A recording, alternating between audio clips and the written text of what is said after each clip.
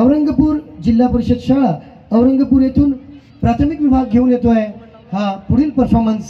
पुन्हा एकदा एक आदिवासी नृत्य, एक पारंपरिक नृत्य आपण पाहणार आहोत या ठिकाणी। जल्लोष, मला वाटतं नक्कीच हे इतके कलाकार इथे या आदिवासी नृत्यावरती थिरकत आहेत आणि प्राइड मुवमेंट आहे हा। आपल्या भारताच्या राष्ट्रपती सुद्धा या ठिकाणी आदिवासी आणि हे परफॉर्मन्स इथे करणारी मुलं आणि हा कला नृत्य प्रकार, हा पारंपरिक प्रकार आपण पाहणार आहोत लगेच।